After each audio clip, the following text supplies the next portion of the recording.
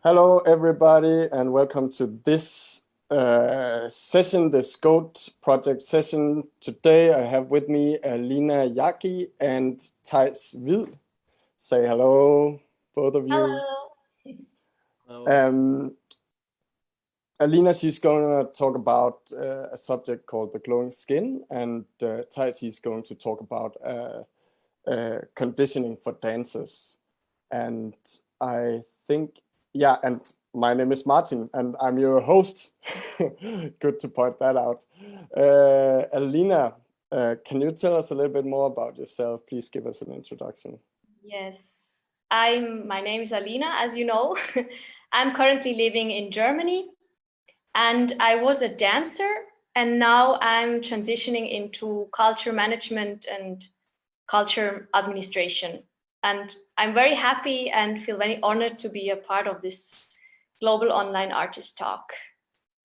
I can shortly just go through the stations of my life quickly, if you like. So Yeah, I'm originally from Switzerland, from Bern, and I did all my school career basically there, finished high school. And after that, I moved to Frankfurt, to Germany, to study at the Performing Art and Music University. I studied classical ballet and contemporary dance. And after that, I did an internship and was guesting in theaters in Germany and worked as a freelance dancer did projects in Austria, Switzerland, and as well Germany. And after that, or meanwhile, I decided to go back to university to do a master's of arts. And I did that in Linz at the Anton Bruckner University in Austria. And yeah, that's what I will share with you today, because the master thesis I did there is called The Glowing Skin, Presence in Performance. And yeah, I will go back to that. Already while I was studying, as I was writing my master thesis, I moved back to Germany to work in Görlitz with the We Dance company. And I worked a few years there. And during that time, I had a very strong and heavy accident during a show, and it took a long recovery process, struggles. And at one point, I decided to let go of dance. I used to do it and move to Braunschweig, to my loved one, where I'm now living, and transition into culture management and culture administration. That's what I'm doing now, and I have my exams in May, so you all have to cross the fingers for me that I will pass these exams. Yes. Very good. Me. So, yeah, so just to sum it up, sharing with us today the results of your master thesis, basically, right? Yeah. Right. Can you elaborate? Do you feel like elaborating a bit about the accident that you have? Like what happened? I think that could be interesting. Okay. If you feel like sharing. Briefly. Yeah, just briefly. Yes, it was a very, very severe accident while we performed a show called Little Mermaid. And it was actually a very cool setup with harnesses and ropes, like we were flying basically in the space or in the performance space. And unfortunately, a rope or a knot opened, and I fell down, free fall, 4 meters on stage. And unfortunately, I got very lucky that it was only my foot, my ankle joint, which totally broke. Yeah. And I have to say, I got, looking back, I very, very lucky that I'm back onto my feet, like really kind of not depending on someone helping me, really just, yeah, I can walk downstairs, I can bike again. And that was a long process, but I'm very happy and thankful for that outcome. I mean, it's still part, this injury, it's so strong, it's gonna be always a part from me, but yeah, you learn how to deal with it, how to embrace it, how to make it part of you. And yes, so is this enough, or you want to know more? Plenty. That's plenty. I mean, it should be no secret to the viewers that I was actually in with you on stage the day that this accident happened. So it was tough, and yeah, I just thought it was. I guess that's a part of why you are, of course, in culture management already. You can say it that way. Let's say it that way. Yes. Yeah. Thijs, please introduce yourself so we know who other we have here. Right now, I don't hear unmute. you. No, I muted myself so you don't hear a noise in the background. Okay. Yes, hello, my name is Thijs. I'm a professional dancer from Denmark, but I'm educated in Amsterdam at Amsterdam School of the Arts. I've worked in both companies and as a freelancer in Europe and a bit in Asia. And then I think one of the reasons that I want to be here is because I'm a very big academic geek, which means that I actually like reading scientific papers out of interest in my spare time, which most people think is insane. I've also recently started a new company called Ascending Strength, where we mix kind of like dancers and other athletes with physiotherapists who all themselves train a lot. And we have created this company because we're all interested in kind of like finding out where theory and practice meets, since a lot of therapists don't really have practical experience, and a lot of physical practitioners like dancers don't have a lot of theoretical knowledge. So what we're trying to do is kind of like spread that knowledge and the experience and kind of make those two ends meet. Yeah, that's it. Yeah, I just to elaborate on that, I remember that Thijs, he has beforehand, we have met before, and you have shown me one of these scientific texts that I should should read. So yeah, that's true. You do read them out of poor hobby. I can just confirm that. Alina, then let's move on to your subject. I want just before we start with that, I want to tell all the viewers that are watching us, whenever you have a question to either of the two, what are they called? Lecturer, like Alina or Thijs, then please write them. You can write them in Chinese or you can write them in English.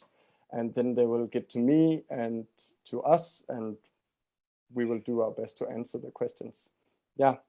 So, Alina, take it away. Yes, I can take over. Yes, so, as I mentioned before, I would like to share with you the content and basically the outcome of my master thesis, where I studied in the university in movement research. And I called this thesis, as I said, the glowing skin presence in performance, because I was very curious about the presence. So to say again that I'm actually coming, as I said before, from a dance background, but in my research, I was aiming for a wider perspective. So not only for dancers, but for all performers. So that also can implement giving a speech, or give a presentation, so like talking, not only moving but also talking. So this is an important beginning sentence for me. So as I started my research, I was wondering, when we watch a performance, what draws our attention to a certain performer, and how can the presence of a performer be increased? And already in the beginning of my research, actually, I discovered that the question implements communication and communicating something to someone. And as I kept researching, I found out that actually the skin plays a very important role in the question, how can the presence of a performer be increased? As I kept researching, I discovered 3 more elements around this topic, presence, which is embodiment, synchrony, and haptic sensation. And all these elements, so the base is basically the skin, but then there's 3 elements, embodiment, synchrony, and haptic sensation are the foundation of my master thesis, The Glowing Skin, Presence in Performance. And yeah, this is what I will talk about. And I'll start to share a slide. Yes, because I would like to start with a question for you. So you don't have to answer or share this with us. You can answer it for yourself. You can write down a few bullet points if you like. And I will give you a moment just to think about this. So the question is, when was the last time you were in front of a group of people communicating a request or a wish of yours?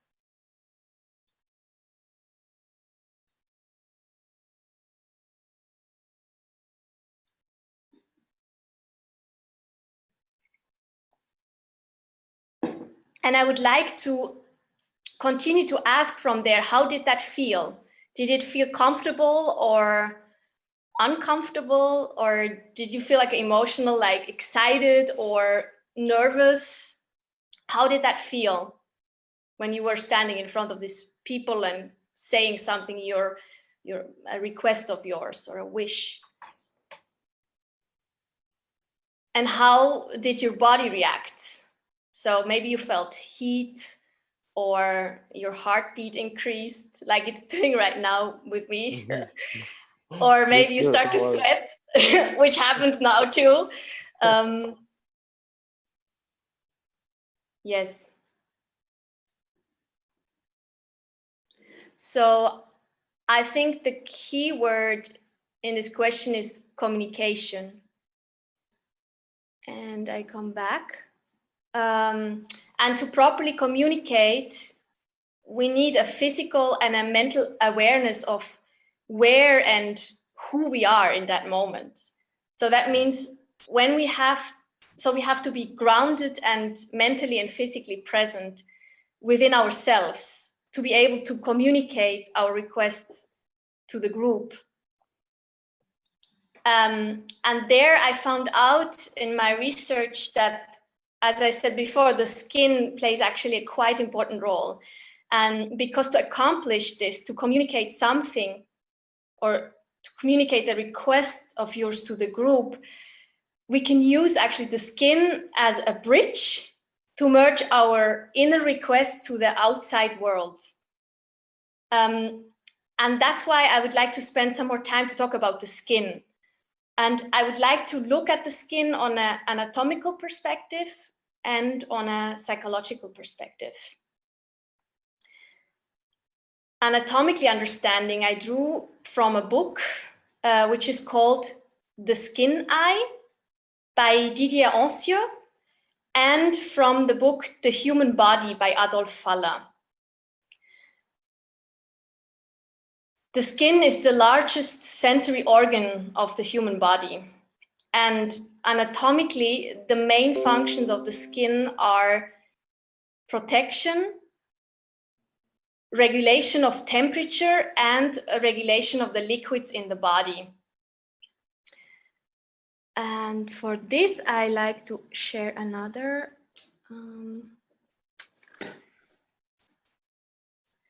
So basically, I talk a bit about anatomically of the skin. So we can organize the structure of the skin in 3 layers. So the first layer is called the epidermis, and it protects the body tissue from outer forces like bacteria and viruses. Unfortunately, not all the viruses, as we know, but most of them. So the skin plays as well a very important role in the body's immune system. The second layer is called the dermis, and it contains nerve endings oil and sweat glands. This layer is where the body perceives the feeling of pressure, the change of pressure, and vibration. And So this is there any layer's feeling in function the, is... Is there any feeling in the top layer, or is it the second layer that contains all the feelings? It's basically, I mean, yeah, the second layer is where it's everywhere, everything is intertwined. So you cannot, like the main function is the second, the dermis. It's where basically the nerve cells are integrated. But of course, it's connected. Okay. Yeah. Yeah. Okay. Yeah. So I go back to the dermis, the second layer, and this layer's function is as well regenerative. So when we have an injury or a cut, for example, this layer helps us to heal the cut. The third layer is basically fat and blood, so it has a sort of like isolation.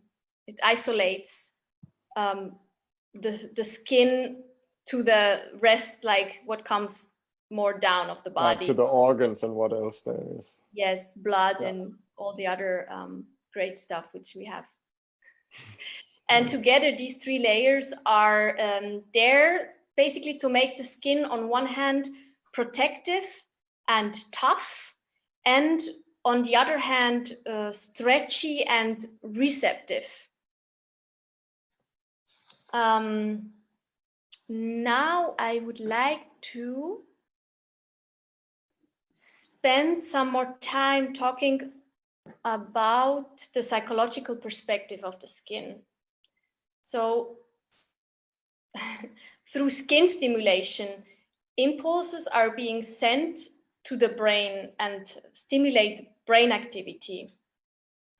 So already in the womb, when the baby receives stimulation through the amniotic fluids, so as the baby floats in the mother's womb, the baby does like its own random touches on the face and on the mouth, and through this the brain gets stimulated and actually the thinking process starts.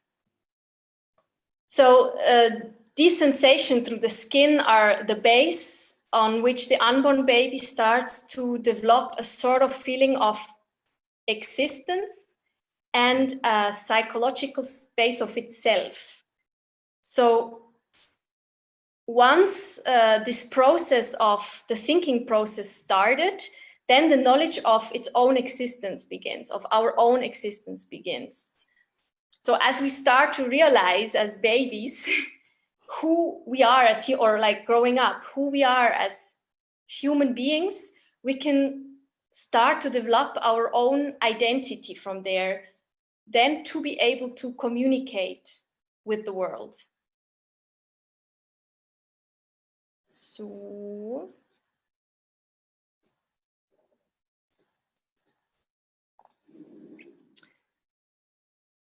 to wrap this up, skin stimulation activates brain activity and confirms the self psychologically. So we know, where do I start? Where do I end?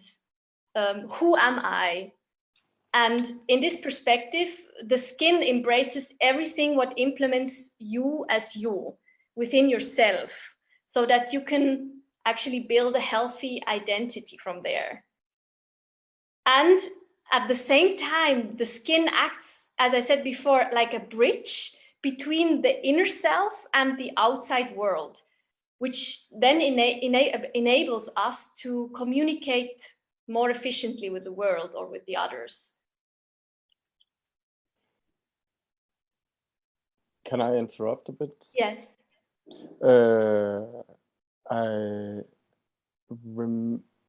What you're talking about there that's kind of this what you said in the beginning, this embodiment, and what was the two other ones? Synchrony and haptic sensation. Okay, what does this haptic sensation mean? It means sensation through touch. Okay, yeah.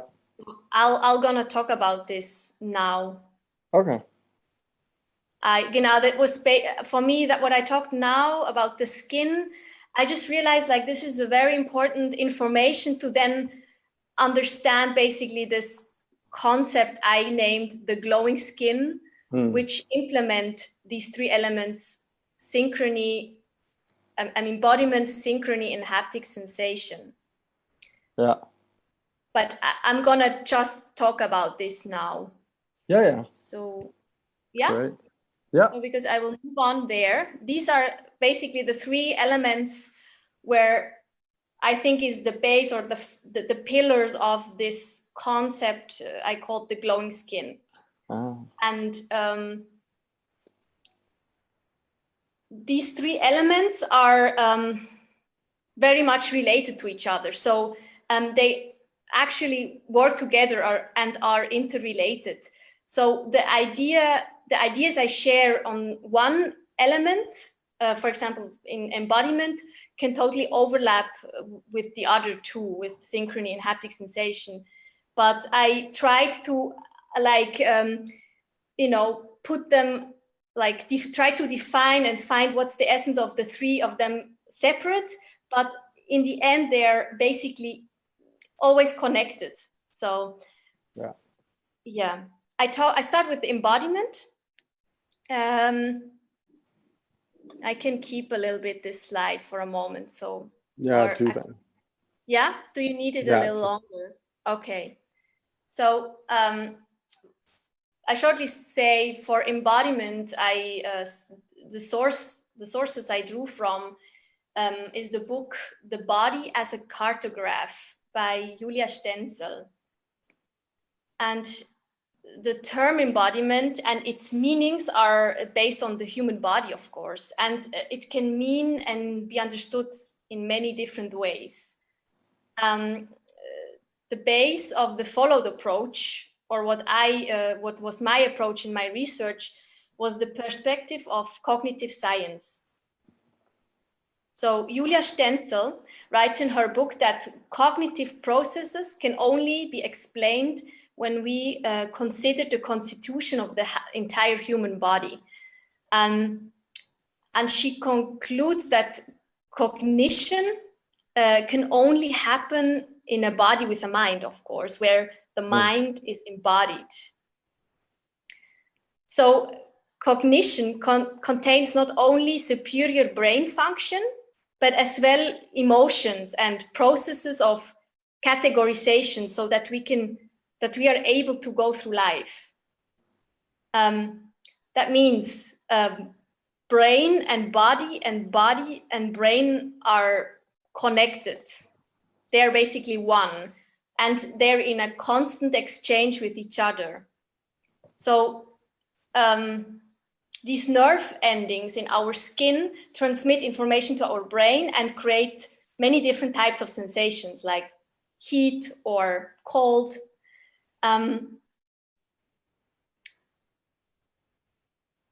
So if we as performers let body and mind work together in a constant exchange, so our whole being is embodied and is one, we can use embodiment as a source to increase presence in performance.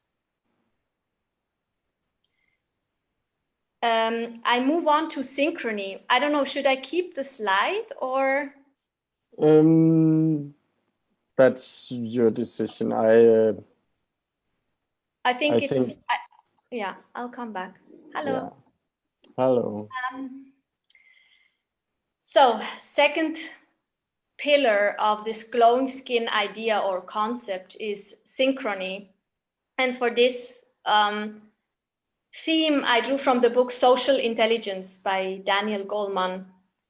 And here I would like to share and add into the mix an approach of what synchrony between humans implement. So in physical movement, but as well in verbal communication. So I would like to expand from the idea of embodiment, where there is a constant exchange between the body and the mind, so within one human being, to the exchange and communication between multiple human beings. Yeah. So from the exchange of one human system within itself to the exchange and communication, of course, between multiple human systems. And the meaning of the word synchrony comes from Greek and means syn, the first part means together, and chronos means time. So together in time. And humans are synchron if they move together in the same time.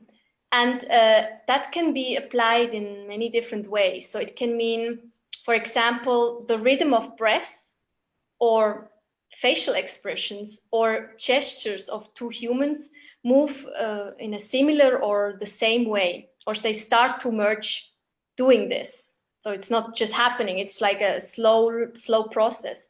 So 2 examples, like a couple dancing or a group of people moving together. And when they follow the same rhythm or tact or pulse, they can move synchronous.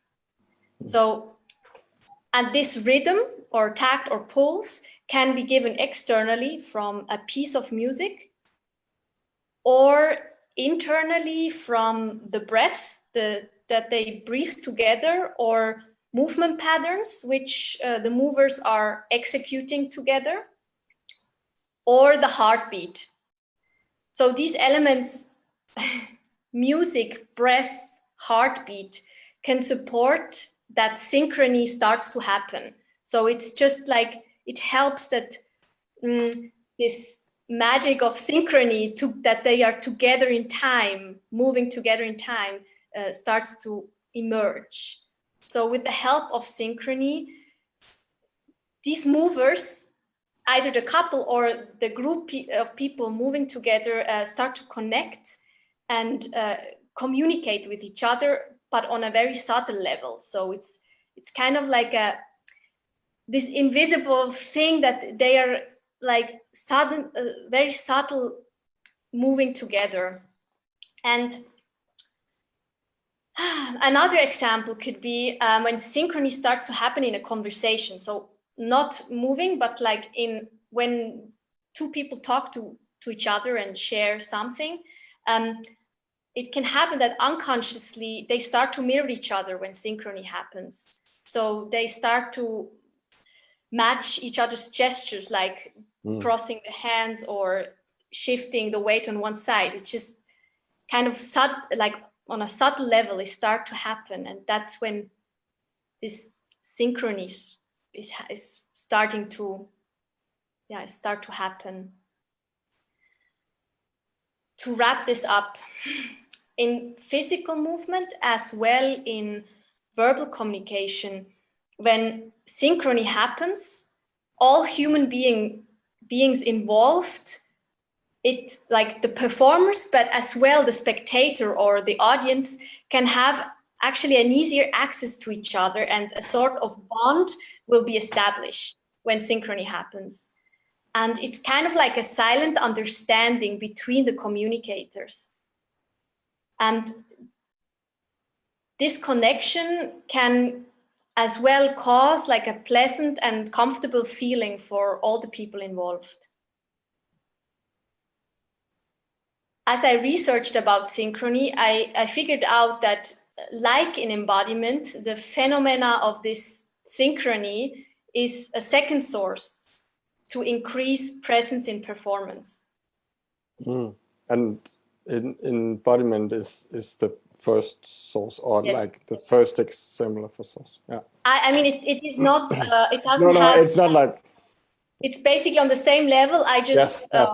Yes. That was the order you randomly picked. Random, exactly. Okay. A little random. Yeah.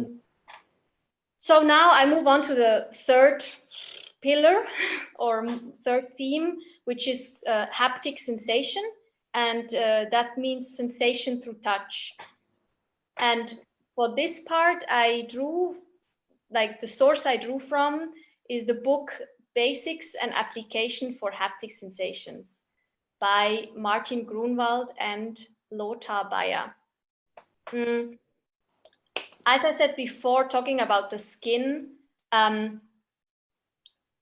sense of touch translates external stimulation into internal processes of human beings. And human senses, like the sense of touch, allow human beings to experience their environment, especially to be able to orient and interact themselves in the environment. The word haptic comes as well from Greek, and it means to grasp something, to touch someone. And in this context, I really like this exercise we use in dance to basically stimulate this haptic sensation. And you probably all know it. This is tapping the body. And you can do it like in couples or in a group, tapping one person, or like now more corona friendly, you can also, of course, tap yourself, tap your own body, like the legs and the lower back and the arms. And what I really like about this exercise is that it kind of awakens the skin, and it gives a reference and a sense of where we are, and essentially grounds us.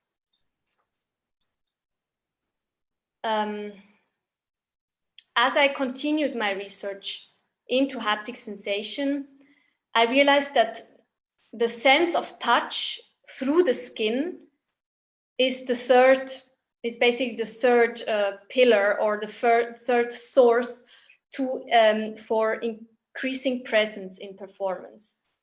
So embodiment, synchrony, and haptic sensation are these three sources which can help us to increase presence while we perform and let our skin start our skin to glow, let our skin that it starts to glow. So that's why I just named this the glowing skin. It's a good name. This concept. It's a good name. Yeah, I'm happy for it. Yeah, I was very happy because you always have to find the title and a name. So I'm like, Yes. This presence is such a big and a bit mysterious topic, and how to scientifically, name it and find also sources where you can prove it in a way. This was my challenge. This concept of the glowing skin, I think, can be a strategy, or I hope it can be a strategy for dancers and performers to enrich and empower the possibility of expression and embody the tasks in performance. And I hope it could be, or that's my aim, that it is a tool to recognize the performer's own potential, which I think is very important, that we are, as performers, figure out our own potential, and in the end to share this with the spectator and with the audience, which it's the whole point of performing or like sharing something. It always needs a spectator to be there, to observe, to witness that. So to wrap up, to come to my point, it reflects back to my starting point of why certain performers glow and why are we drawn to them. And I think embodiment, synchrony, and haptic sensation are playing a very important role in this. And because it enhances presence and the glow of the performer, basically. And I believe that we all have this potential to glow in us, but we need these tools to embody it, to be able to increase and invest in this magical presence. So I think it's worth to really invest in this approach and to think about it. How do I how do I move? How do I execute this movement? Or how do I say this sentence?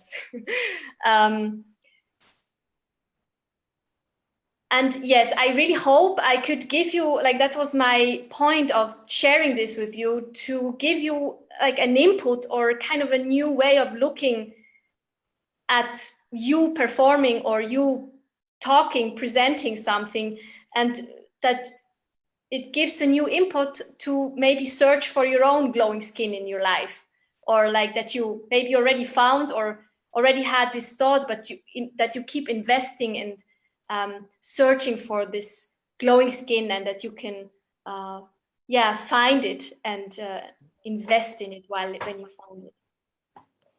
Yay, thank you, Alina. Very good. I'm thinking, Thijs, do you have any questions for Alina? Or otherwise, I also have like a few just before we take a little break. If any of you watching have any questions, then please write them in the comment section, and we will also be happy to answer them. Probably Alina will be answering them, not I. I give my best. Yeah. Well, yeah, Thijs. Okay, so the kind of the haptic aspect of it seems to be stimulated through, for example, raw physical touch and impulses. You talked about clapping the skin before. But have you seen any research or made any research on how to stimulate the two other aspects in order to kind of like increase those parts in yourself? Like, how do you stimulate synchronicity, for example? There are some type of practices. Yes, yeah. Good question. I think there, again, this embodiment topic comes in, because I think if you are like, let this hold, like that mind and body are connected, and they are like the flow goes through the whole body. I think you are open in this moment to receive other information from other people, and can kind of, so it's, you know where you are, but in the same time you can be open to receive information from others and feel with them in a sense. And in this, I have not like a practical exercise, to be honest, but I think I don't know, it's a sort of feeling. This is a little bit of a problem, that I don't have a name for it, but it's this subtle understanding of like, when this happens, I think, or I don't know if you ever like moved in a group, and there were moments where the whole group moved together and it was very, very connected, but we cannot really say why, or like maybe the breath, or they were really connected to each other and breathing together, let's say. Then this, let's say, the synchrony start to be visible. Yeah. So I can imagine to give you some practical exercise. I think the breath can be a bridge to get from this theoretical aspect into like physicality. So that maybe an exercise can be that you two people, you want to let them move in a synchronous way, that they are breathing together, or even making sound. So making a sound can also, of course, implement a breath. You need a breath to make a sound, so that this can be helping the performers to start to understand this so-called synchrony. It will kind of increase the chance for it to happen. Yes. I don't know if this answered your question. Thijs. I don't, maybe that the answer is so far that there's not a clear and concise answer, which is usually a pretty good answer. Uh, it is. I mean, I'll talk about that in my thing as well. Like that's where Oh, most science ends at. We don't have an answer for that. But yeah, thanks. Yeah, I will also say thank you, Alina. It was kind of the same question I had, like how to kind of like can you practice it in some way? Yeah, yeah.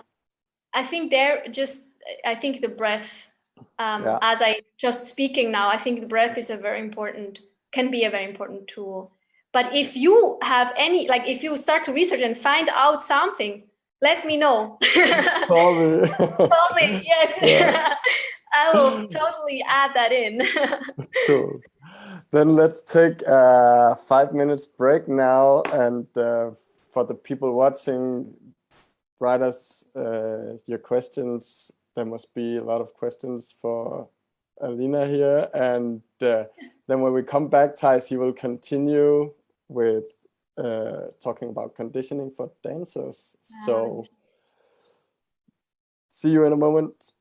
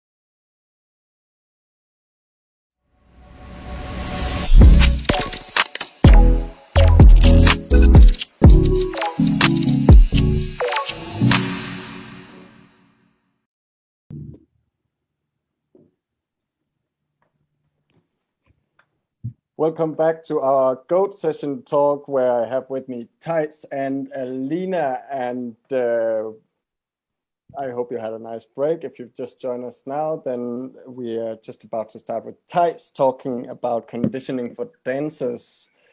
And Thijs, are you ready already should we jump right in so we can hear what you have to say? And just before we start, Lynn, we have already received your question about any tips to wake up the skin. I think we take that question after we've heard Thijs, and then we can kind of take all the questions there towards the end. Yeah. Thijs? Yes, so I'm going to talk a bit about conditioning for dancers and having kind of a sports scientific approach to training. So while we do live in a society that's driven by scientific progress to some extent, science is still quite alien and magical to most people. And scientific thinking does not come naturally to any human, which is not really our own fault. It's just kind of how we are. So before we start talking a lot about science, my first question will probably be, what is science? And science is many things, but a couple of things that it could be is, one, science is driven by questions as opposed to preconceived answers. I think this is very important. This is where science kind of like broke from religion, which had a lot of preconceived answers to a lot of questions. Science is also preconceived answers. Yeah, so you already know the answer. Regardless of which question you have, there is an answer for it. This is as opposed to having questions and then seeing where those questions lead you. Okay. And science is a systematic study of the world through, one, observation, and two, experimentation. So those are kind of like the basic outlines of science, driven by questions and then a systematic study of the world. Then there's a few things that people tend to forget, especially scientists tend to forget these things. One, science is driven by humans. This means that mistakes are made. Science is not a magical institution to bring you a lot of answers. It's humans asking questions and making observations. So mistakes are made again and again. Two, scientific, and I don't really like calling this, but scientific truths are constantly changing as new studies debunk older studies. This also means that there's rarely one single answer on a specific topic. You can usually find a million studies that talks about what you want to look into, but a lot of those studies are going to say different things. And this is also important because we live in a world where a lot of people kind of refer to some scientific paper. First of all, they probably only read the head title. And secondly, few people realize that there's a lot of scientific papers on that topic, and you can always find a scientific paper that kind of supports your argument, but that's not very scientific. Science is looking at it from kind of like different perspectives. And finally, another thing that people forget about science is the answers that we get from scientific studies really depend on the questions asked and how we ask those questions. So that's also why they're so different. Like if you have a question which is like, how do I make my dancer stronger, or what are the potential problems with camera phones, then that's not a very specific question. You need to specify the question, and as you specify the question more and more in order to find an answer or a potential answer, then you will come closer and closer to kind of like fewer and fewer possibilities, which means that, again, you set up the question yourself. This is something to be aware of. So I will try to drive this whole lecture through questions rather than through preconceived answers, to implement a bit of that kind of scientific approach, which I think could be useful in the world of dance. So my first question is, why would it benefit, or why could it benefit dancers to be interested in science? And it could benefit us because, like a lot of other disciplines, we encounter frequent problems.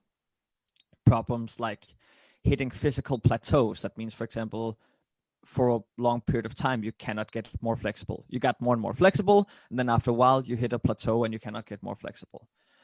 That's one problem that we encounter. Or, for example, not having strength in a specific range. Let's say that you can always go into the splits, but whenever you're in the splits, you feel uncomfortable, or you can't get out of it without using a lot of help from someone else, etc. Like any other physical discipline, dancers also get fatigued and we get injured. And like most people, we want answers and solutions to these problems. And like with most people, we don't have enough knowledge to provide proper answers. So instead, we make theories, we theorize, and we come up with kind of like improvised ad hoc answers on the spot. And this is fine as long as we remember that it is speculation, but we tend to forget. And this is what always interests me. Theories are fine, but we should remember when they are theories. So to make an example of this, and this is something I hope that many of you can relate to if you've been a dancer or a dance teacher. A student might ask a teacher why they have knee pain and what they should do about it. The teacher, who in my opinion and experience has very rarely studied physiology or pain science, comes up with an improvised and speculative answer. Maybe to both fulfill their idea of what a teacher needs to be able to do, and also to make the student happy and help them. So this answer is often based on the teacher's own experience, and therefore it says very little about other people's problems, for example, the student's problem. However, to the student, the speculation very quickly becomes truth. So the student might carry that answer with them, though that answer was nothing else than the opinion of that specific teacher. So in my experience, a lot of dancers are stuck in some of these opinions since they came from someone that they trusted and with authority. And when I talk to these dancers, or when I interact with friends who are also dancers, a lot of them say stuff like, I am not allowed to do whatever, insert X. I am not allowed to do this thing with my knee because my teacher or some other dancer told me that they also once had pain in their knee, and that it was, for example, a meniscus issue, and that their physiotherapist or doctor told them what they could and couldn't do with their knee, and therefore I am not allowed to do this thing with my knee. And again, this is fine if we remember that it's purely speculation from the part of the teacher, the co-dancer, but usually it becomes a truth that you live by from someone who has no experience within pain science or physiology or anatomy. So to continue kind of along the part of questions rather than statements, there's a lot of questions here, regardless of whether you're a teacher and a choreographer, like myself, or a colleague of another dancer, also sometimes like myself. So if you are a person whose dancer or colleague have pain in their knee and you're about to kind of give them advice, you should ask yourself, 1, do I really know what's wrong with their knee, or am I repeating something I once heard? And again, this is something we all do, so don't feel too bad about it. Just be aware of it. We constantly repeat things that other people told us, and we have no clue really where we heard it from. 2, even if this person in front of me have told me exactly where and how it hurts, and even if I think I can relate to that pain, do I know for certain that that means that they are having the same injury that I once had? But maybe the most important question to ask oneself is, what happens if I'm wrong? Who will take responsibility? So if I give the student advice, or if I give one of my co-dancers advice on what they can and cannot do with their knee, and if that advice changes how they use their knee in the future, What if this new way of using their knee brings some more problems down the line? Will I help pay for their medical bills since all they did was follow my advice? No, I wouldn't. And I don't know any other dancer teacher who would do this. So since I cannot take responsibility for what they do, I like to kind of like stay a bit critical, which is also part of science, especially critical towards myself, and maybe not open my mouth too much when there's things I don't know too much about. From the perspective of the receiver, so let's say you complain about knee pain, or you're regularly massaging your knee in rehearsals from time to time. This is something we all know, that we kind of like, we pick up on this as empathetic creatures. Someone, if you see one of your classmates, or if it's one of your colleagues, you start noticing if they feel kind of like always iffy about their shoulder. And someone comes to give you advice. Again, this is very human, because we would like to help each other. So don't feel bad. Just be aware. Guys, can you just say what empathetic creatures, what that is? Like empathetic no, that creatures. I think that would almost be a lecture in and of itself. Okay. But just empathy. We like to relate to other people. We do intuitively relate to other creatures, other people especially. We put ourselves in their stead, and if they are having pain, we try to relate that to pain that we ourselves have had in order to communicate with them. So if someone comes and gives you advice on what your injury is, here's some questions that you should ask yourself. 1, is this choreographer colleague of mine educated as anything else than a dancer? Or are they just sharing their opinion? 2, did they tell me what my injury was and what I could do after 5 minutes of conversation? Or was it a 1-hour conversation and assessment? Because the quality of their input might depend on that. And this is something very important to remember. The less we know about things, the quicker we are usually to share our opinion about them. So usually people who have not done a physiotherapist education will look at your knee, and after 5 minutes of conversation, will say like, oh, yeah, there's something wrong with your meniscus because something was once wrong with my meniscus. Whereas someone with more knowledge, like a physiotherapist, will usually take 45 minutes to still not really know what's wrong, but kind of have a guess. So the last one that I think is an important question as well is, did this person, when they gave me advice, did they give me any do's, or was it only don'ts? And this one is also important when you're picking a physiotherapist or a doctor. Do they provide a path away from your problems, or are they only telling you what you cannot do, thereby kind of like trapping you more in the state you're already in? Especially with teachers and choreographers, I don't think you have to interrupt the flow of the class or challenge them by asking these questions.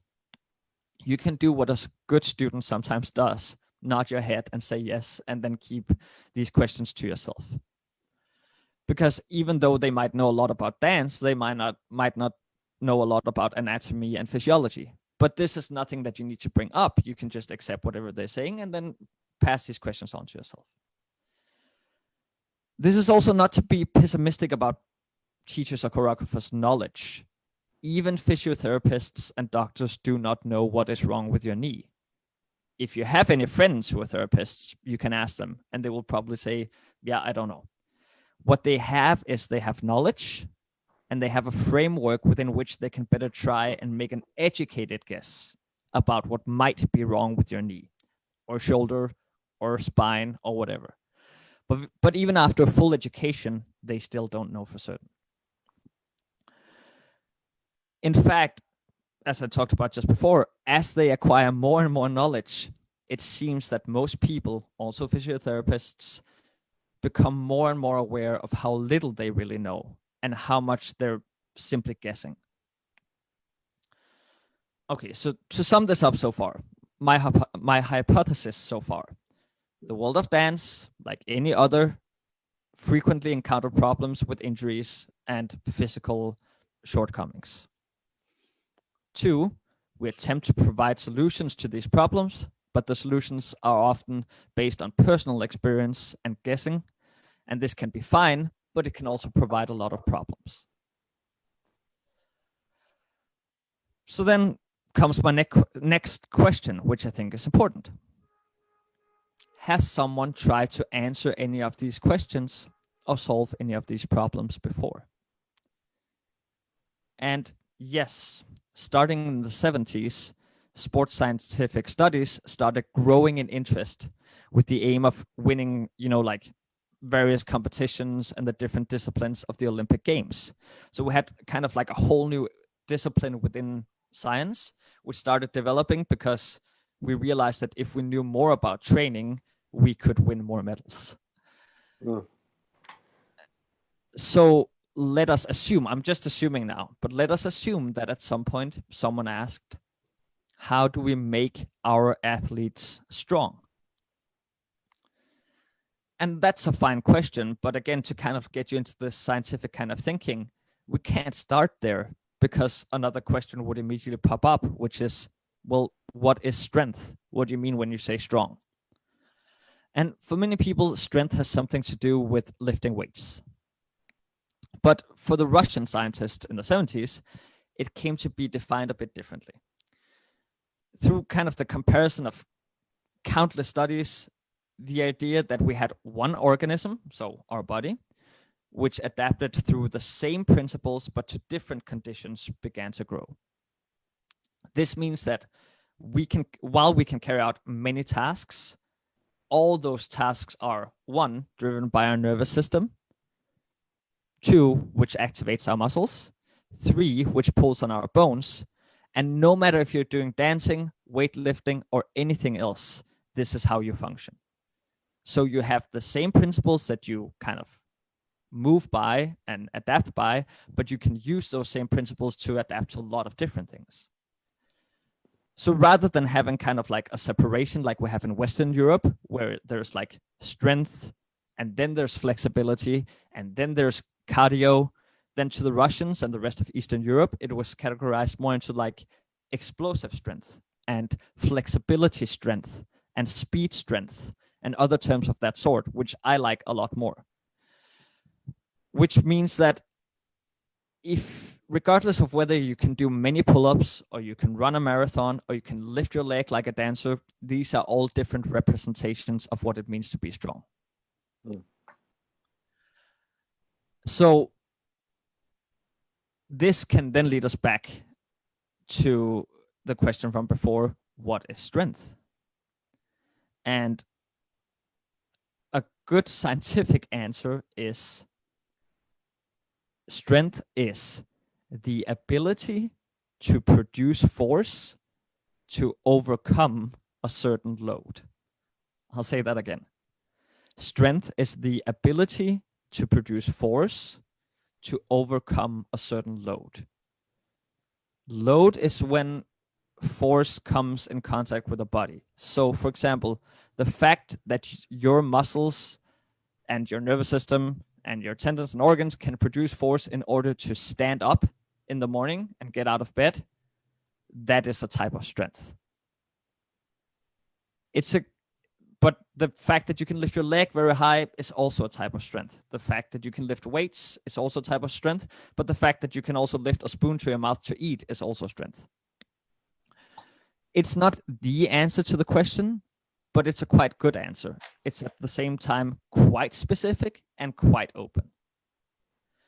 Because we produce force all the time and we are constantly overcoming loads, whether it's the load of gravity or it's the load, constantly the load. Yeah, Martin? I remember you had some slides and I just want to make sure that you're not already planning to show them. Okay, good. That was all because I could see you. Yeah. Sorry, carry on. No worries. So we constantly produce force to overcome the load of, for example, gravity.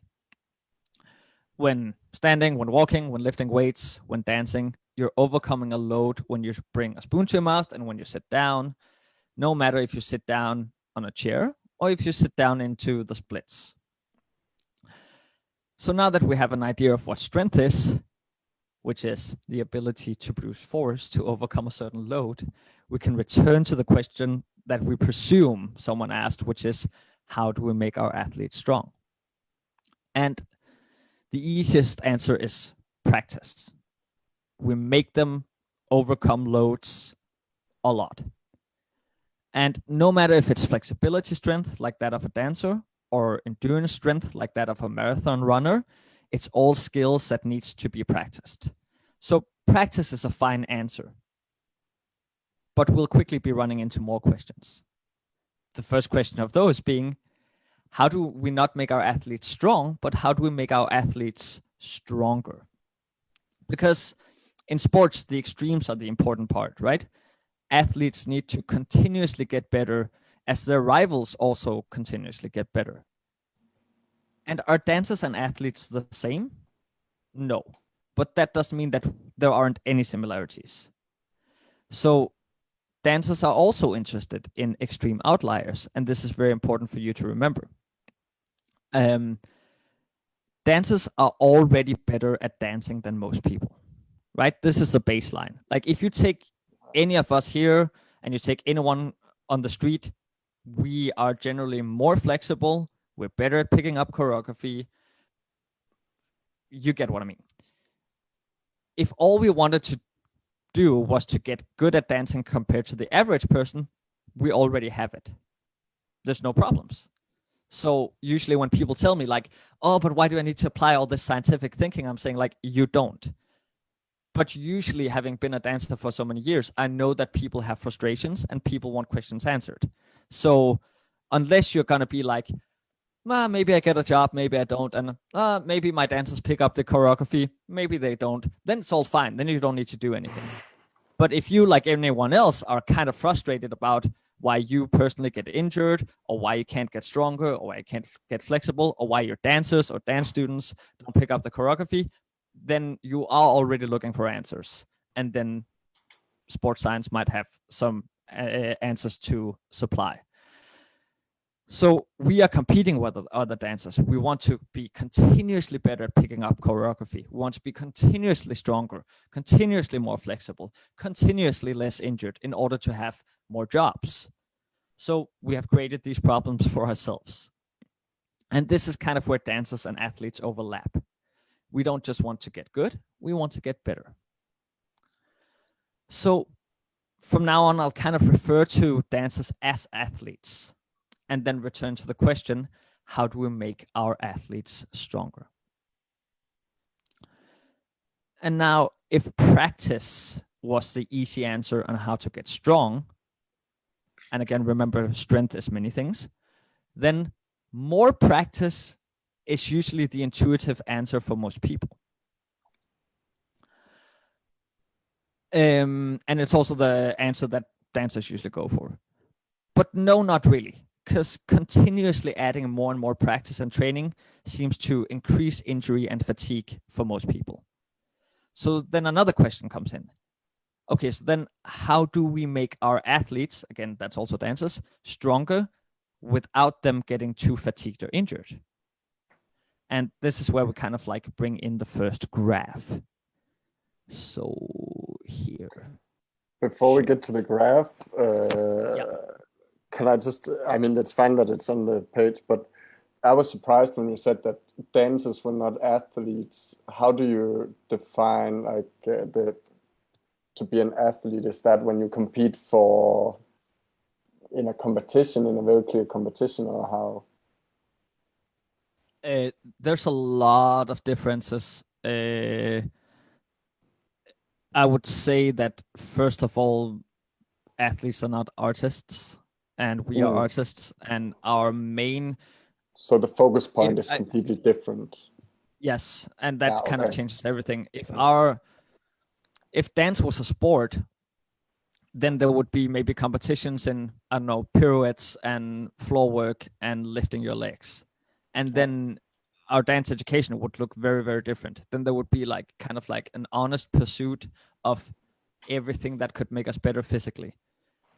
What we have as dancers is we like our physical, our bodies and our physical capacity is kind of the medium through which we express our art form. But the art form comes first. Yeah. I just wanted to have that elaborated. Yeah.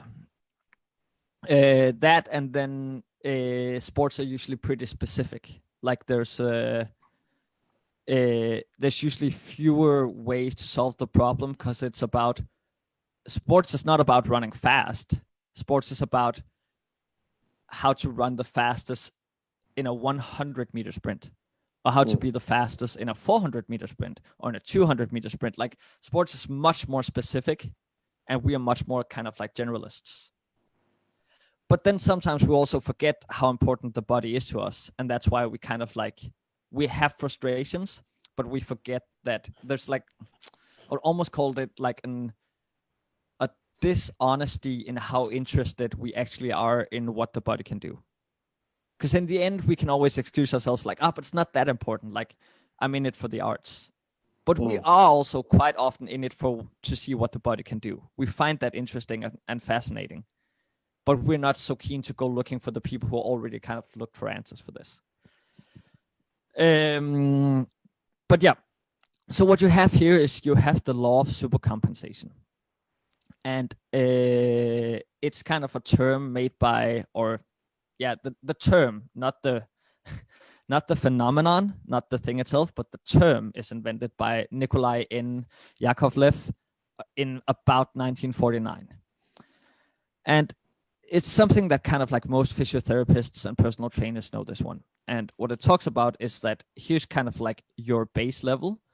And your base level is not really a thing. That depends on from person to person and from discipline to discipline and from athlete to athlete. But let's just say that this represents today.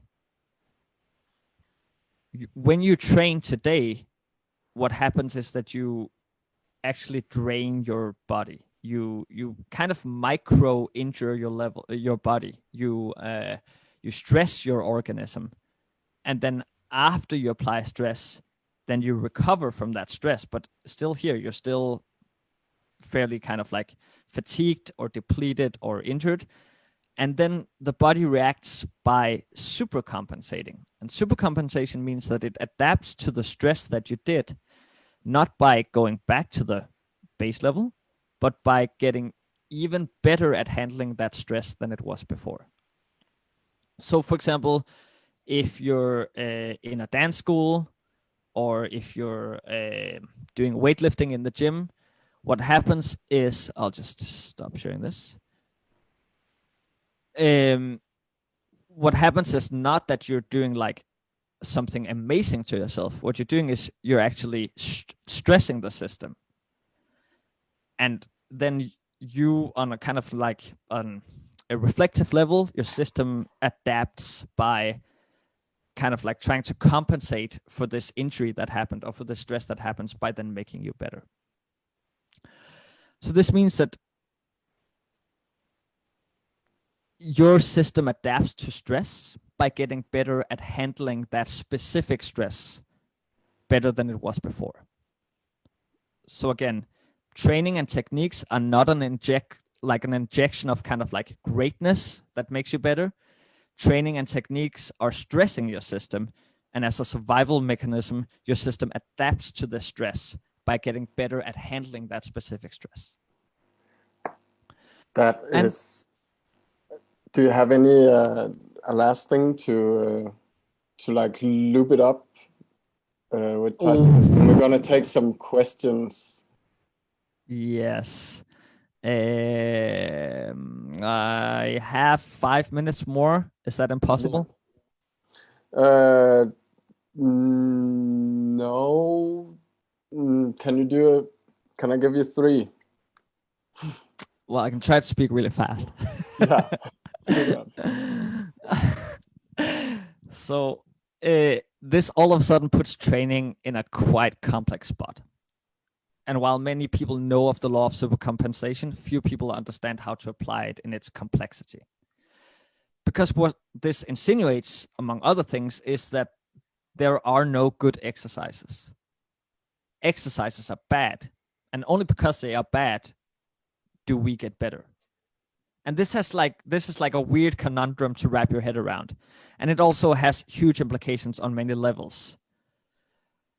So first of all, people usually ask, what's the best exercise to do, blah, blah, blah, blah, blah. And you have to find this kind of like, you have to find a balance between like work and rest. And that's something everyone says. But that balance doesn't really exist because that balance is constantly shifting. You dose some stress, you get better at handling that stress. And then all of a sudden, the stress that you need to get better can't just be the same. The stress that you need needs to be more. So in order to adapt continuously, you need to continuously stress your system more and more and more.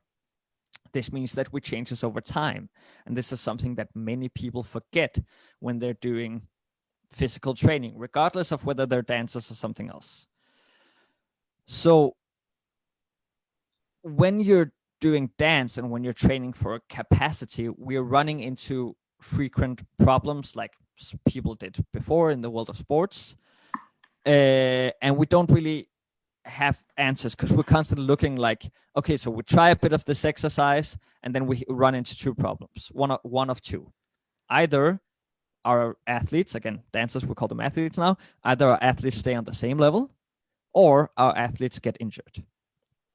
Why do our dancers get injured? Well, they get injured because they're dancing and dancing is stressing the system. Okay, but why don't our dancers get better? Well, they're not getting better because they're not getting enough stress to the system because they already adapted to that stress.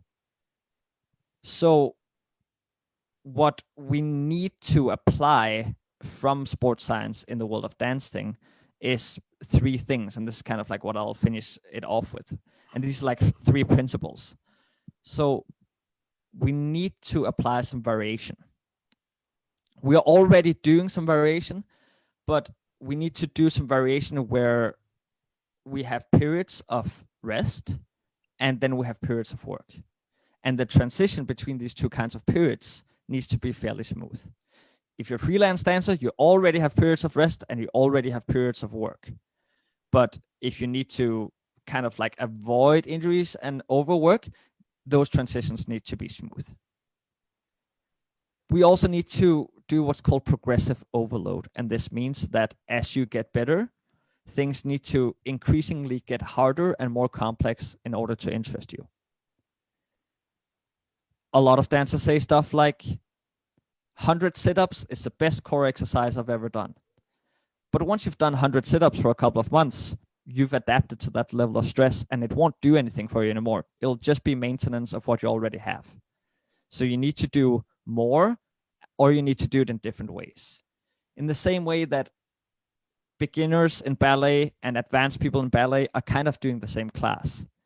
This means that the beginners are getting probably way too overstimulated, which is why they're getting a lot of injuries. And the advanced people are not getting enough stimulation, which could also mean injuries. And it could also mean that that's why they're not really getting any better. Finally, and maybe most importantly, training is pretty individual. What makes one person better does not make another person better. And this kind of brings me back full circle to the beginning. There's a lot of advice and a lot of people willing to give each other advice in how to train better, how to train more functionally, etc. But what we know from athletes is there's some basic principles that kind of everyone adhere to.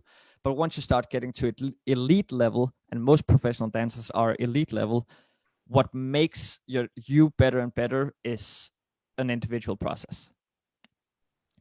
As long as it keeps getting harder and you keep having rest to kind of like process some of that stress, and as long as it keeps getting more complex to kind of excite you, from then on, it's kind of looking a bit left and right and figuring out what works for you to gradually get you better.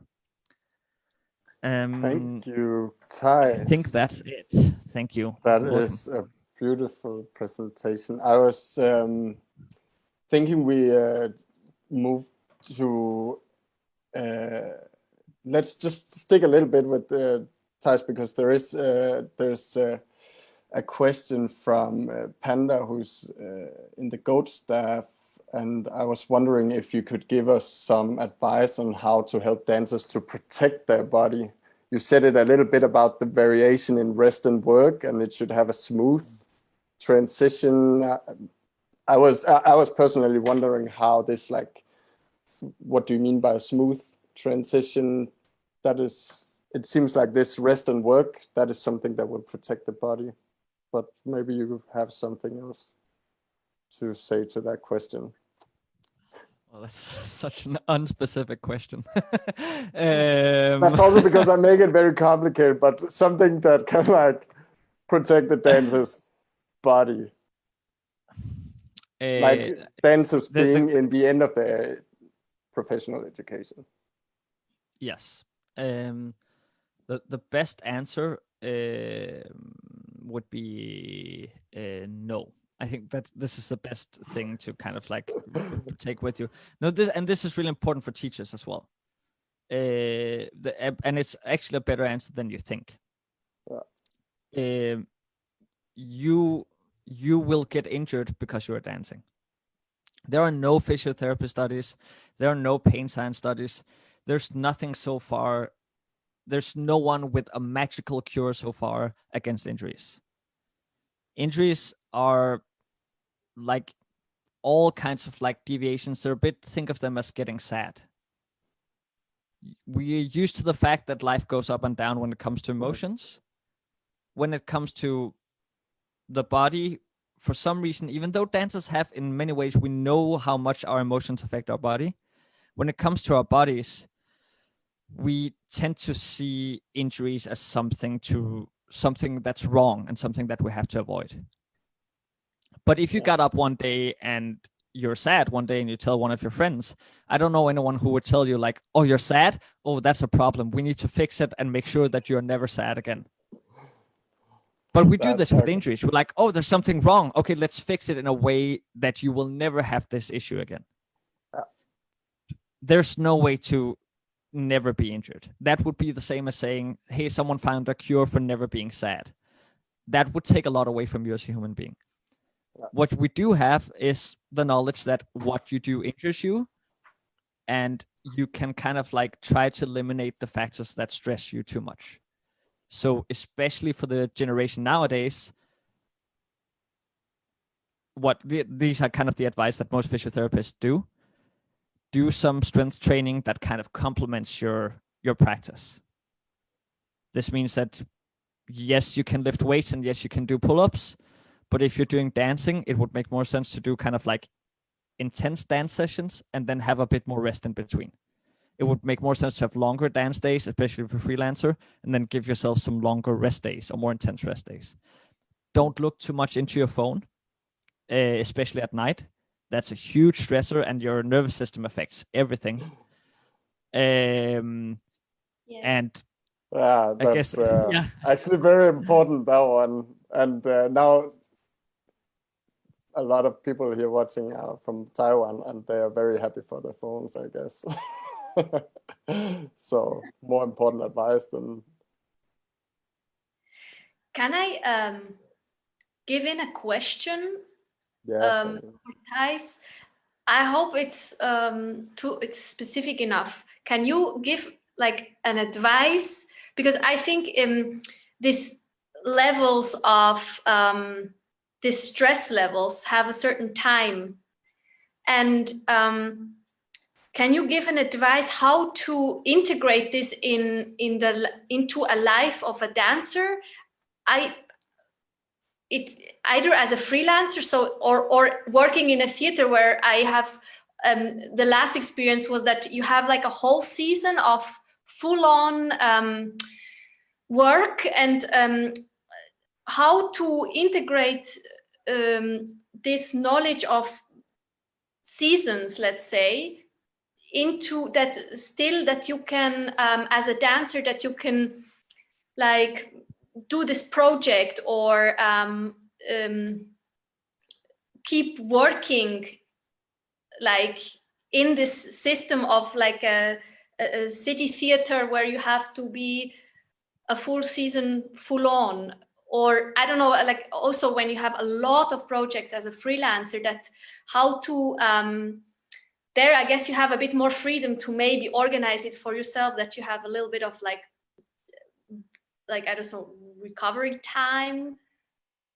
Yeah, But but you also still, need to pay your rent, which always comes in. You also need to pay your rent, which also always comes back to you. Yeah. Okay. So that's two questions in one. One is freelancer, one is company, right? yeah, Freelancer. Yes. So what I do is, when I'm going to work with a new choreographer, I try to look at their rep work. And before I start working, so this also comes back to what Martin said about smooth transitions, or asked about with smooth transitions.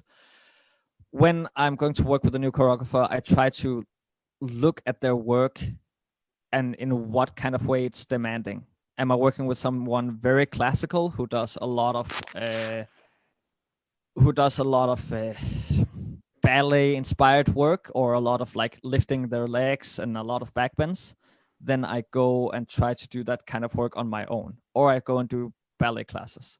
If I'm going to work with someone who does a lot of floor work and acrobatics, then I try to go and do that before the process starts. And this is very important because most people, when they're about to start a new process, if they're freelancers, what they do is they normally go and take morning classes.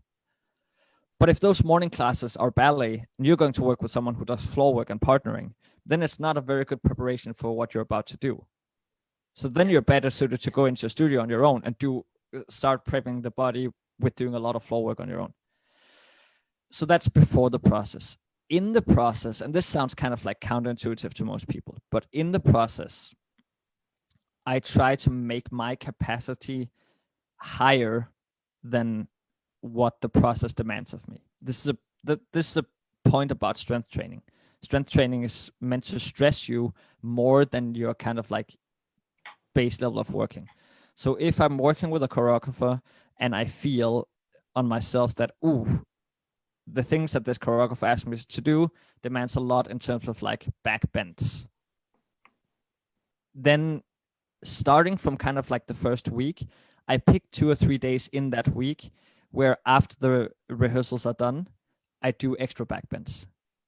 So then I add like repetitions of like doing backbends and things with my spine. And this can be putting on a couple of songs in a row, giving myself some work and some rest, or this could be doing just like people who lift weights, like reps and sets. Like I'm going to do like 3 sets of like 20 backbends at not my full capacity, at 3 sets of 10.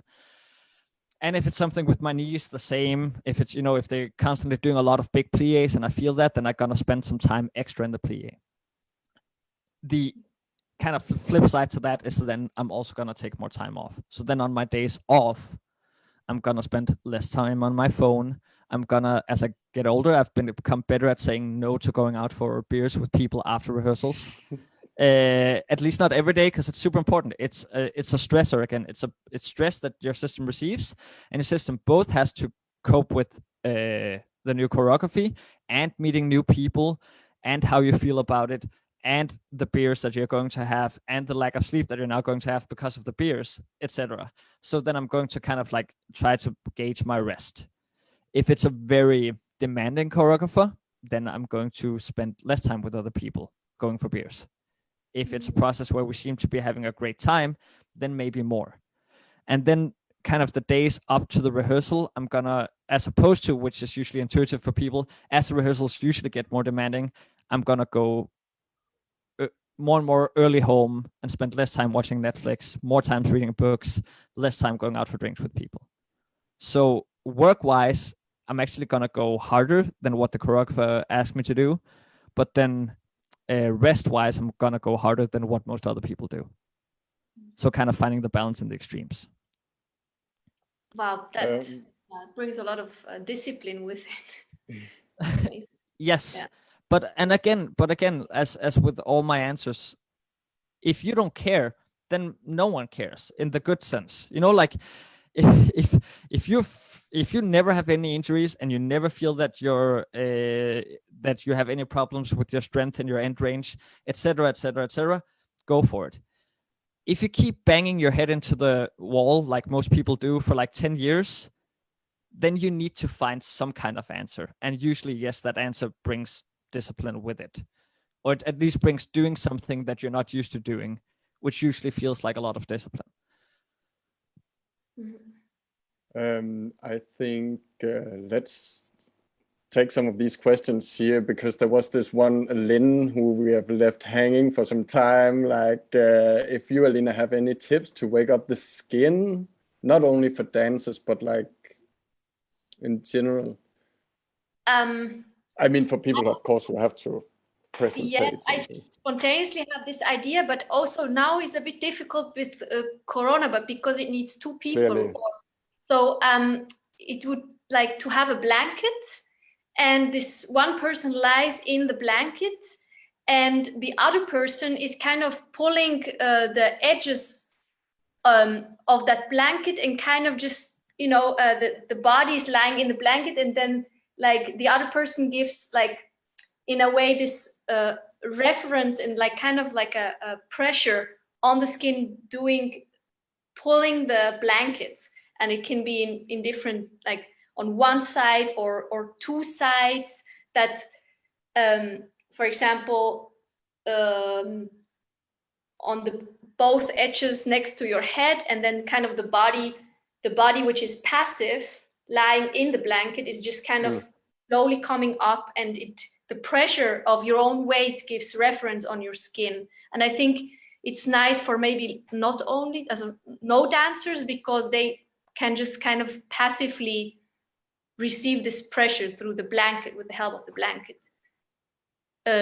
That's spontaneously something which comes into my mind. Yeah.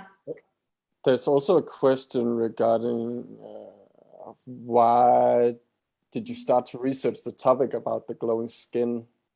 Because that's also like, how did it, I mean, you actually touched a little bit on it in the beginning of your talk, I remember. Like, how it came about. I just was, I don't really know when it actually started. I think I'm just a curious person, and like trying to reflect on what's going on. And I think this question of like, why am I drawn to a certain when I watch a performance, why I'm kind of like drawn to that performer, and like kind of like just going with this this performer. And I think that was this question which I constantly like just took with me, and I was wondering, and I also tried to kind of like apply it maybe to myself when I was dancing. And then on one point I decided to like use that question in the frame of this research, like in this master studies, and kind of really spend time to look at it, also not only just kind of guessing or figuring it out for myself, but also a bit more scientifically research in it. And asking good questions, right, Thijs? Asking the right questions. Great. And there's also, I don't know if you've seen this, but if you have any like projects where you like where you have experimented with this. Yes, I did. I tried out like in 2 solos and in 1 duet. So, and one solo was more about the topic of identity. So it wasn't that much of like these 3 pillars. And so that was more searching about like, who am I and what's the identity of that person on stage. So that was one kind of part of the research, like what I researched. Another solo I researched with someone with voice and making sound, or like kind of breath, so that the breath is like starting the movement. And this was another experiment or try out. And the duet, I was curious in this synchrony, in a way that that how can we, I mean, I gave them the same movement material, and how can we, without making counts or give an external musical structure, how can we find this synchrony moving together? And we found out that like the breath can help, or making these sounds. So I'm always kind of coming back to that that sound and breath can kind of, as an internal pulse or tact, can bring this, or like one part of this synchrony, at least between the performers. Yeah, so that so far are my experiments I did on the topic. Okay, great. Do you have any questions for each other? Anything you want to share? Otherwise, we're gonna wrap it up. I already asked my question about like the time, so I have another question, but I think it will be too long.